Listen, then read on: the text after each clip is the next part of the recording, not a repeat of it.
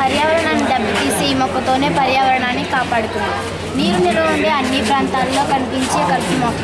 దీన్ని వాడుక భాషలో బుడగ తామర అని కూడా అంటారు. దీని శాస్త్రీయ నామం ఐకోనియా. ఇది ఆఫ్సెట్ అనే పద్ధతిలో శాఖీయ వ్యాప్తి జరగడం వల్ల చాలా తక్కువ కాలంలో వ్యాప్తి చెందుతుంది. మానవ కార్యకలాపాల వల్ల జరిగే యూట్రిఫికేషన్ వల్ల ఈ మొక్క కాలువల్లో, చెరువుల్లో ఎక్కడ పడితే అక్కడ విపరీతంగా పెరగడం వల్ల నష్టాలు ఉన్నాయి. 1. గుర్రపు డెక్క అధికంగా పెరగడం వల్ల నీరు ప్రవహించక శివారు పంట భూమి ప్రాంతాలకు నీరు సరిగా అందక దిగుబడి తగ్గిపోతుంది. 2. గుర్రపు డెక్క అధికంగా పెరగడం వల్ల నీరు నిలకడగా ఉండడం చోట్ల దోమలు వాటి స్థావరాలను ఏర్పరచుకుంటాయి. మానవులకు వచ్చే వ్యాధులకు ఇవే కారణమవుతాయి. ఇది కాలుష్యాన్ని, పర్యావరణాన్ని దెబ్బతీస్తుంది. ఈ గుర్రపు డెక్క నీటి అవసరాన్నంతా అల్లుకుపోవడం వల్ల నీటిలో ఆక్సిజన్ పరిమాణం తగ్గుతుంది. నీటిలో ఆక్సీవలయం జరగక జలరాశులు చనిపోయే ప్రమాదం ఉంది. ఈ విధంగా నష్టాలు కలిగించి ఈ మొక్కను ఉపయోగకరంగా మార్చుకోవడం జరుగుతుంది.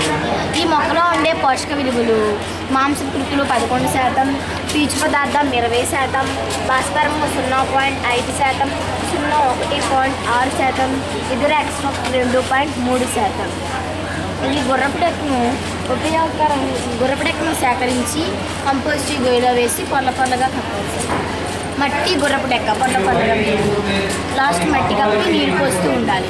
2-3 నెలల తర్వాత కంపోస్ట్ తయారవుతుంది. బంగ్లాదేశాల్లో గుర్రపు డెక్కను కోచోరిబ్బన అంటారు. బంగ్లాదేశాల్లో ఈ విధంగా తయారు చేస్తారు. ఎండిపోయిన గుర్రపు డెక్క, రంపం పొట్టు లేదా బూడిద, పేడ, జంతువుల పేడ కలిపి కంపోస్ట్ గొయ్యిలో వేసి మట్టి కప్పాలి.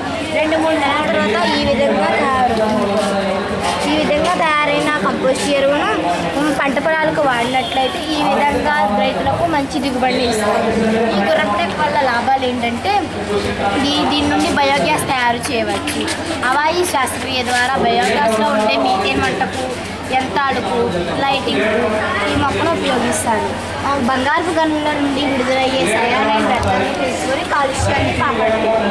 దీనిలో ఉండే ఇది బంగ్లాదేశాల్లో గుర్రపు డెక్క నారతో బ్యాగులు, చెప్పులు, బుట్టలు, అలంకరణ సామాగ్రి, క్రిస్మస్ దీపాలు తయారు చేస్తున్నారు.